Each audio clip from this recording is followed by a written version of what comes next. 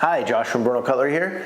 You might not be surprised to hear me tell you that knives make great gifts. They're something that for many people will get used almost every day, will last years and years, and don't take up much space.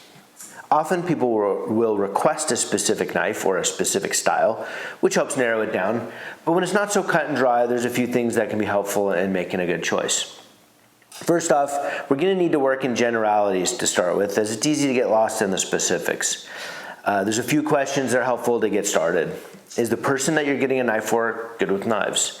Are they generally methodical, detail-oriented people paying attention to what they're doing? Are they multitaskers who have busy houses with a lot going on at meal preps? Are they using Japanese knives? If you've cooked with them, do they use a knife gracefully? If not, are they a little herky-jerky with their knife? Or on the other hand, do they seem afraid of it? Typically, you don't want to give someone a knife that requires they change their habits drastically to be able to keep up with their new knife. That said, an upgrade to what they're using always makes a big difference. By and large, Japanese knives are made with harder, higher carbon steels that hold an edge longer, but have a narrower range of uses than non-Japanese knives, which tend to be less prone to damage from mild misuse. Non-Japanese knives typically are softer and therefore tougher, but faster to dull than Japanese knives. Quite often, Japanese knives cut vegetables and boneless proteins more smoothly than non-Japanese, but cannot handle small bones, hard shells, or poor technique, like holding the spine down and twisting while chopping. Non-Japanese, especially Western knives, often have a wider range of applications and can do small butchery tasks like quartering a chicken, but can dull faster.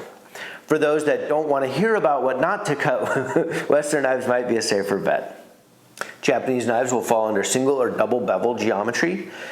Chef's knives, utility knives, and slicers are all going to be double beveled, even if they're sharpened mostly on one side. Single bevel are shaped like a chisel, with a hollow ground, flat inside, and a wide beveled outside.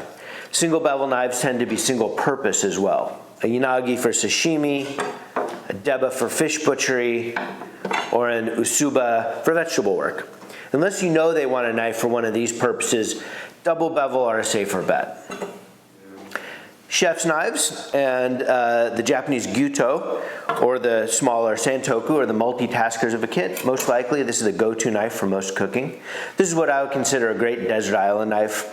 For some users, an 8-inch chef or a 210 gyuto is the ideal geometry, just big enough to have some power and enough blade for bigger ingredients like larger vegetables. For those that cook smaller meals or express a preference for a smaller knife, a 6-inch chef's knife or a santoku is a great choice as well. Nikiri vegetable knives are awesome for vegetables with a diameter smaller than the blade, and especially vegetables in smaller bunches, think a handful of green onions. But these are less ideal for proteins in that they don't have a tip. Precise nikiri can be a great accompaniment to a tougher Western chef's knife, though. For those that already have a nice chef's knife, the second most important knife is a utility or a petty knife. This has more maneuverability than the larger and wider knives and has a lot of uses. It can be a central knife for a lot of smaller meal preps. A petty knife differs from a paring knife in that a paring knife can be more ideal for in-hand peeling, and a petty is great for on a board, so mincing a shallot, cutting fruit, etc. Petty knife is less ideal for in-hand work as their heel protrudes a bit, and that can poke your palm. Slicers for proteins, bread knives, especially butchery knives. Those are also great for those that already have a lot of good knives and love to cook, but are secondary to the knives at the core of a kit. All double beveled Japanese and non-Japanese knives can have their edges prolonged with a sharpening steel or ceramic rod. Harder steels benefit from ceramic as it's harder than the metallic sharpening steels, but many higher quality steels work well on double beveled Japanese knives that aren't too terribly hard. Stones are going to be ideal for resharpening, but that's another video. Finally, carbon versus stainless steel. This could be a long discussion, especially getting in the weeds of different sharpening options for the Japanese carbon steels. But by and large, Julia Child's advice to get carbon steel as it holds an edge longer and is easier to sharpen still kind of applies. Although stainless alloying has greatly improved since you gave that advice in the 1960s. That said, carbon steel is more work than stainless. It isn't for everyone. If your giftee is the prep, cook, eat, clean up in the morning type of person, carbon steel maybe isn't a good choice. If they're the type to expect white sneakers to stay white, carbon steel isn't a good choice. But if they already cook with cast iron, or they express an interest in sharpening with stones, then maybe it's time to bring a carbon steel knife into their life. There's all sorts of price levels, of Japanese knives. And at the lower price points, Japanese carbon steel can be a really good bang for the buck. Okay, so lastly, you don't have to buy a knife from us. We do appreciate it if you do. But whoever you do buy it from should know what they're selling. Avoid getting scammed with deceptively labeled knives. If it says German steel or Japanese steel, quite often they are not made in Germany or Japan and are of low quality.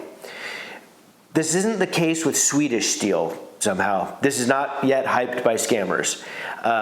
Typically, knives and knife sets marked at deep discounts online are not what they seem. A $1,700 knife set discounted to $300 was not really a $1,700 knife set. Many of these brands are always on sale and are cheaply made, and you are not getting a deal.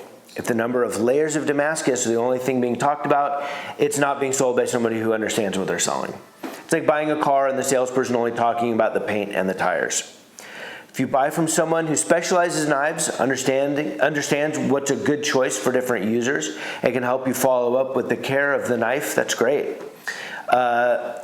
Lastly, if they tell you that the knife is dishwasher safe, run away. There is no such thing unless it's made of plastic. An exchange policy is very important, for the seller, as well as, for your giftees. They can pick out a different one if it's needed.